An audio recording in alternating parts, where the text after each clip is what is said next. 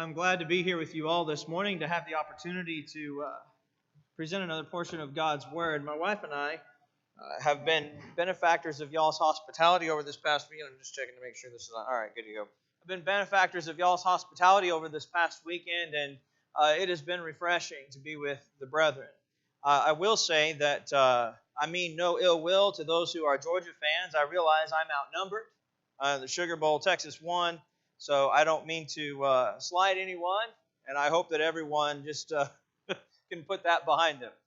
Uh, Showing kindness to those that have wronged us can be a difficult thing for us to do at times. Sometimes we can hold animosity in our hearts toward them, and it can build and build and build to where we don't want to be around them at all, and we begin to resent them.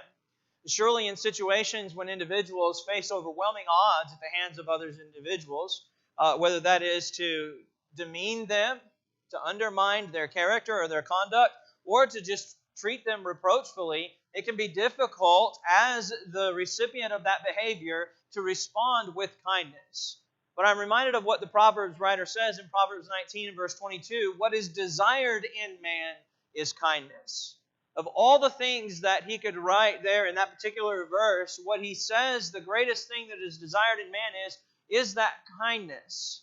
We think about the fruit of the Spirit. We know as we sing that song, as we grow up through the years and we learn Galatians chapter 5, the fruit of the Spirit is love, joy, peace, patience, kindness, goodness, faithfulness, gentleness, and self-control. Why is it that kindness seems to stand out as one of the markers of a child of God? Why is it that kindness can be so easily given and sometimes even in turn so easily retracted for others? I think sometimes it's the wrongs that we remember, the hurts that we remember, and so we're reticent to show kindness to those who we believe have wronged us. What we assume oftentimes is never the case. There is a particular event in the life of David that I think is worth considering this morning that is really indicative of the kind of man that he was. Often we think of David as the great warrior king, one who had unmatched valor in his stance against Goliath and the Philistine army. We might think about David as a shepherd out there slaughtering lions and bears and protecting his flock. He's a man's man. We may even think about the indiscretions of David and how he had an illicit affair with someone and then ended up resorting to violence to cover it up. How often is neglected the kindness of David the king? I want us to look at an example this morning that really epitomizes the kindness of David, one of the greatest kings in Israel, and shows us a glimpse into, I believe, the heart of God and the way He is with His people. If you have your Bibles with you this morning, I would encourage you to open them to 2 Samuel chapter 9. 2 Samuel chapter 9. Now, David, in this context, is just coming back from warring with the Philistines. He's exhausted from that kind of battle. And so he looks around at his court when he's sitting there, and he asks the question in verse 1, is there any yet that is left of the house of Saul, that I may show him kindness? And note why, for Jonathan's sake. You see, there was not a lot of Saul's family left. We know that Saul and Jonathan both died on Mount Gilboa after the end of that war with the Philistines. They both were killed. And Jonathan and David were best of friends. In fact, in 1 Samuel chapter 20, he tells us how, or the Bible tells us how they made a pact with one another, a vow to one another that they would take care of one another and even their families into perpetuity. And you think about that relationship between David and Jonathan, and now what is David asking? He doesn't say, is there any left of the house of Jonathan that I may show kindness to? It's, is there any left of the house of Saul? We go back and look at the ancient custom in ancient dynasties as they arose in particular areas in the ancient Near East.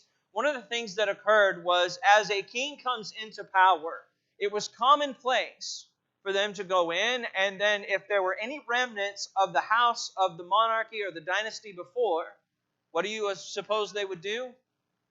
They would root them all out and they would kill them. Not uncommon practice. In fact, when we look at northern Israel, what we see is the turning over of the kingship in northern Israel multiple times by murder, through deceit, through treachery, through violence, and those families are then snuffed out so that they are not a challenge to the incoming ruler.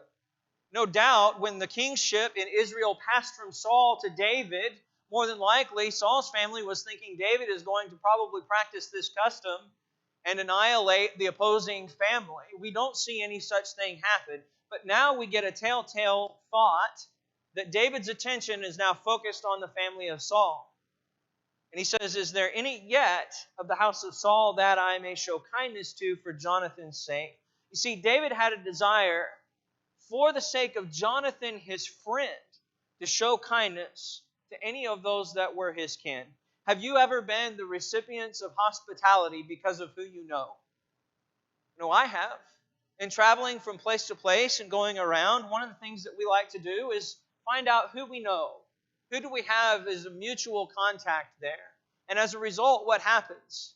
We begin to realize that we are and have a lot of familiar acquaintances or even close friends. And as a result, that benevolence is extended to us by virtue of who we know and who we have relations with.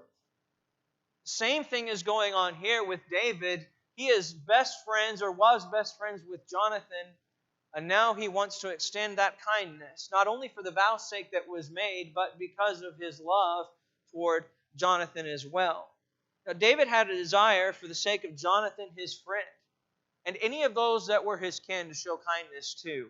Not because either there was anything inherently good in them, but only by virtue of the relationship that he and Jonathan had. 1 Samuel chapter 20, verses 14 and 15. The Bible there says, and thou shalt not only while yet I live show me the kindness of the Lord that I die not, but also you shall not cut off thy kindness from my house forever. No, not when the Lord has cut off the enemies of David, every one from the face of the earth. So Jonathan made a covenant with the house of David, saying, let the Lord even require it at the hand of David's enemies. What's going on here? Jonathan and David are making a pact with one another. They will continue to care for one another's families as long as the Lord is there and present with them and providing for them. And we look at the covenant that is made. We know that things go ill with Saul. He thinks that David is plotting to overthrow him. And Jonathan sees that it's in Saul's heart to kill his best friend David. And so he warns David, and David flees. Then David is on the run from then on from Jonathan's father. You think about a difficult relationship to be in. How many of your best friends' dads want to kill you? I know sometimes when I began dating, I thought that the person I was dating's dad wanted to kill me. So I might know that feeling a little bit. But you think about that kind of atmosphere.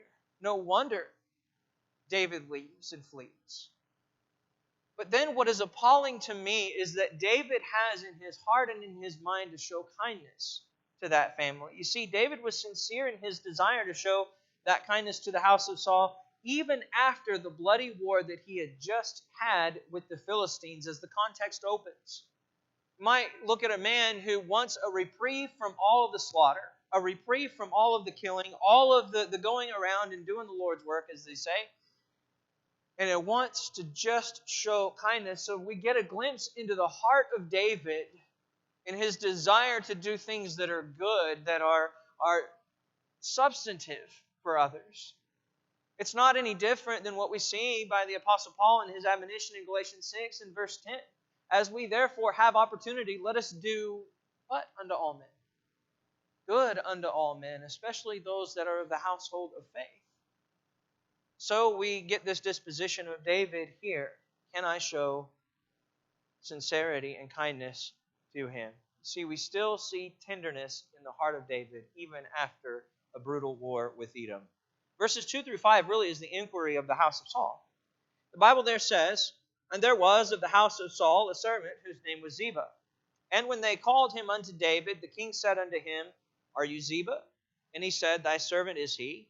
And the king said, Is there not yet any of the house of Saul, that I may show the kindness of God unto him? And Ziba said unto the king, Jonathan has yet a son who is lame on his feet. And the king said unto him, Where is he? And Ziba said unto the king, Behold, he is in the house of Machir, the son of Ammiel, in Lodabar. Then King David sent and fetched him out of the house of Machir, the son of Ammiel, down from Lodabar. What's going on? Now David is beginning to inquire. So he asked his staff, he asked the palace folks there, is there anyone left? It gets down to Ziba, the message gets out, and now he's looking for any descendants of Saul. And it comes to his attention through this servant that one is alive. And so Ziba comes and he presents this information to David. David has already said he wants to show kindness, but what do you suppose is in the back of everyone's mind? Is David really treacherous? Now, if this were to happen after the account that we read later on in 1 Samuel, we might think so.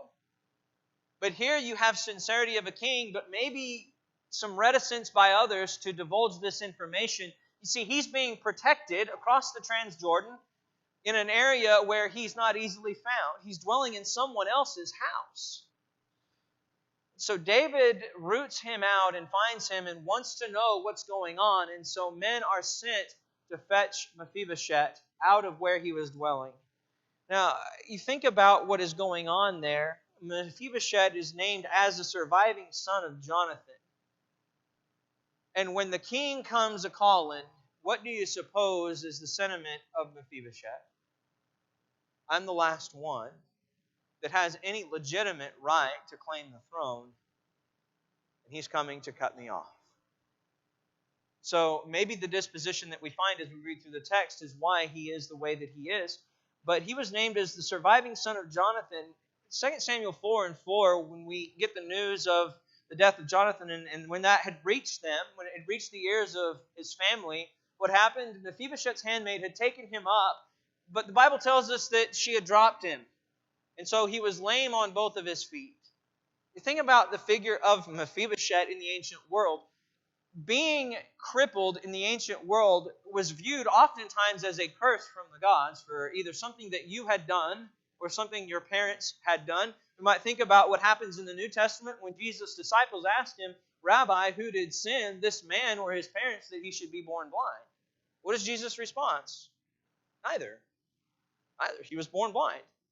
But you see, the idea and the attachment of a social stigma against someone who is a cripple or who is handicapped was strong in the ancient world. You were disfavored by the gods, secularly speaking, paganly speaking, and therefore that's why you were suffering these kinds of maladies. You think about the difficulty in the ancient world. When you're trying to survive in the ancient world, was it easy? No. I mean, every day was a hard day's labor. You were an agrarian society, raising your crops, tending your animals. And if you were a man in that society and were handicapped and could not walk, you were a burden on everyone else. They had to work to support you. Now you have a man who is being summoned to the king's palace, who has been a burden on his family his entire life, probably in some respects feeling as if he needs to depart this life. Maybe being very self-deprecating because of the injury and the illness, looking around at everyone who's had to wait on him and take care of him, feed him.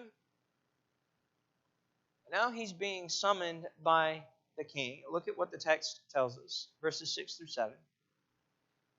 Now when Mephibosheth, the son of Jonathan, the son of Saul, was come unto David, he fell on his face and did reverence. And David said, Mephibosheth.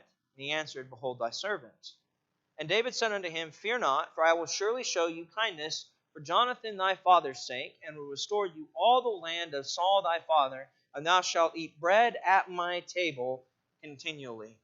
Stop right there.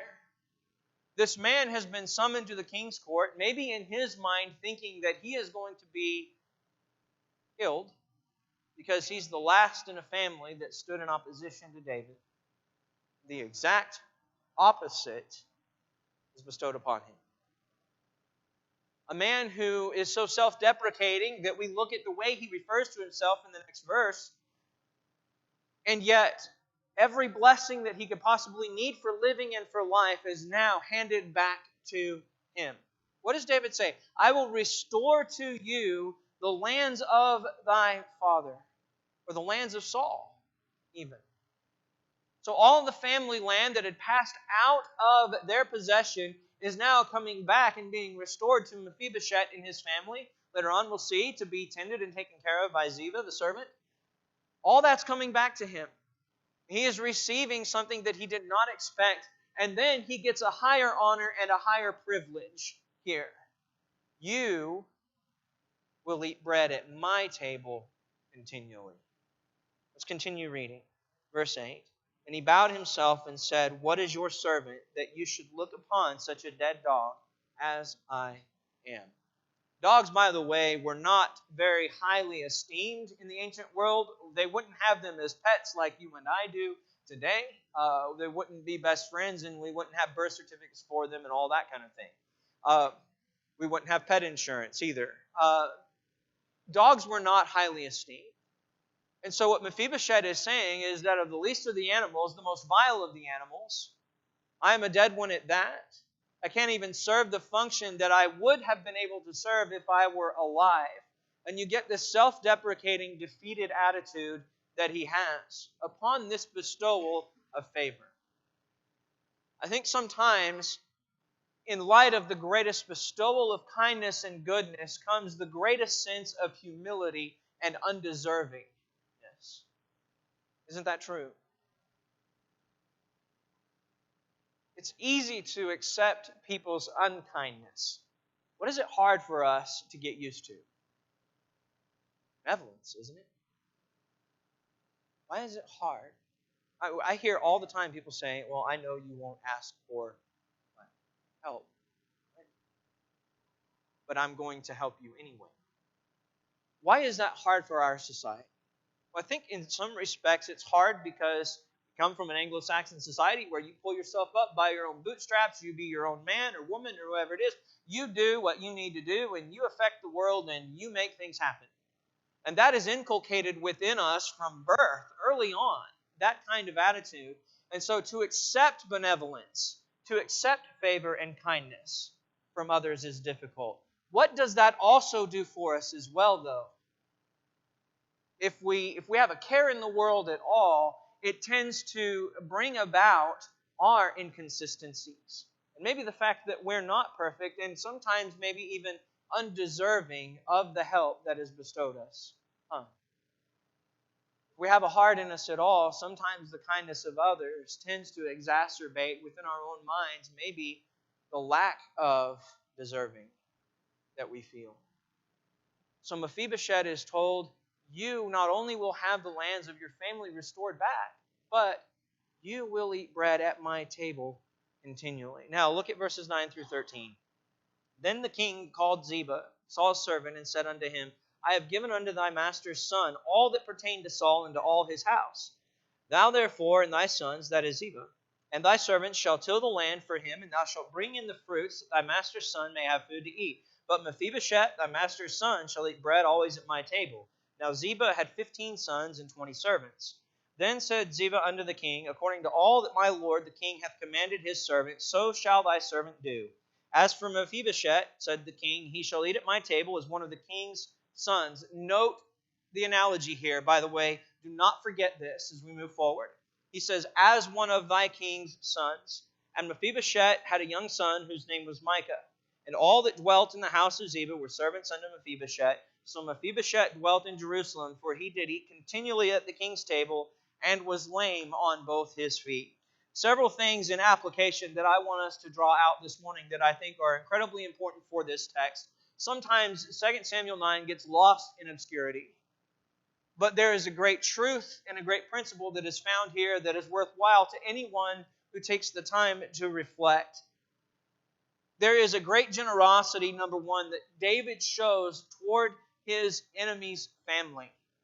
You might think about what the Bible tells us concerning God, who is great in love for us, Paul would say in Romans, while we were dead in our trespasses and sins, hath quickened us together and made us alive. I believe that's Ephesians. But in Romans 5, Paul tells us, or God does through the hand of Paul, that when we were enemies of the cross, God sent His Son. He would say, for scarcely for a righteous man would one die, yet peradventure for a good man some would even dare to die. But God commendeth His own love toward us, and yet while we were yet sinners, Christ died for us. You think about the emphasis there. While we were sinners, while we stood in opposition to the greatness and the love of God, God sent Christ, John 3:16, to be that sacrificial lamb so that we could be restored to Him. Is it much of a price for David to pay to have a cripple in his court? I don't believe so. Maybe the mouths of others might run a little bit and demean David and who he associates with. But it's no great thing for David to sacrifice, to restore those lands to his family, and to feed this servant, Jonathan's son, whom he loved. But it is a great thing for God to offer His Son to allow us to sit at the table that we dined at this morning, having all of the pains and the maladies that we have of sin in this life. God has made that ultimate sacrifice for us through Christ so that we could have that with us. That is one of the great truths that is found. As David inquires of these last people of the house of Saul and finds Mephibosheth, we see his kindness poured out upon him. We might think about the disability that Mephibosheth has as well. He's lame on both his feet. He's a drain to society around him. How often do people come with crippling maladies to God and want to be healed, want to find that acceptance, and want to eat at the table of God, and oftentimes are refused, not by God, but by others who would seek to undermine God's plan for redemption. How difficult can it be sometimes for us to sit and focus on what God has done for us, coming to Him with all of the crippling ailments can affect God's people, and yet the love that is consistently poured out for us so that we can eat bread at God's table continually. Then the fact that we can be considered sons of God. We are heirs, Paul would say, then we are joint heirs and children of God. Isn't it a great thing to be adopted into that family, as Paul describes in Galatians, to be part of the family of God? Being able to have and enjoy that fellowship with the King, even though at one time we stood in opposition to what He stood for. See, Jesus did this for Jonathan, or David did this for Jonathan's sake. God has done this for us for Christ's sake. Ephesians 4 and verse 32, be ye kind, there's that word again, to one another, tender-hearted, forgiving one another, even as God, for Christ's sake, has forgiven you.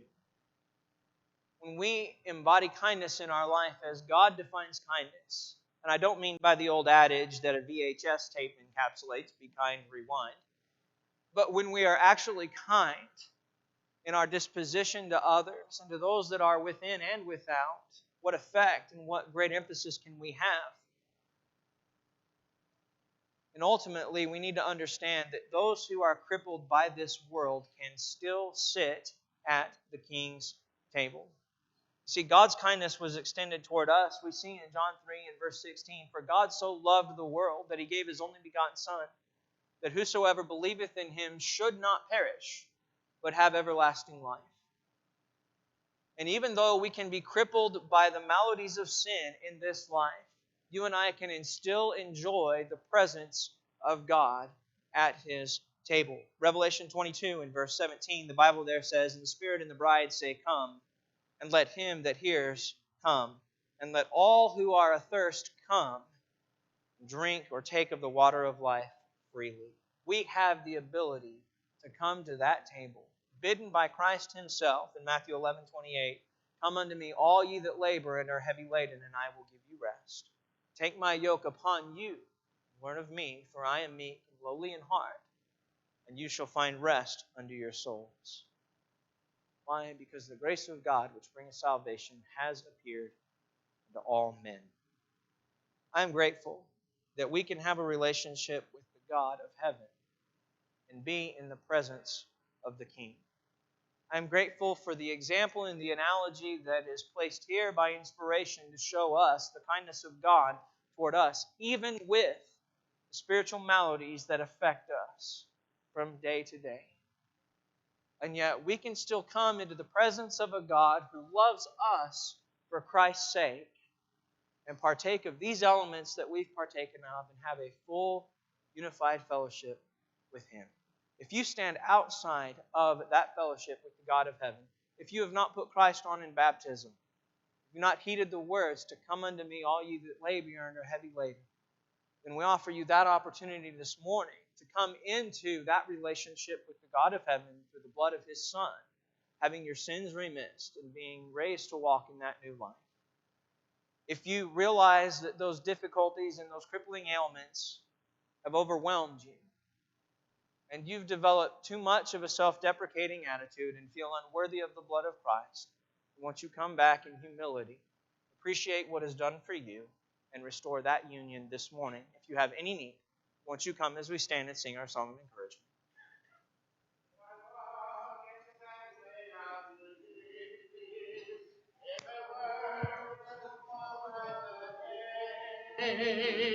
I shall see the great King in His beauty when I've gone the last mile of the way.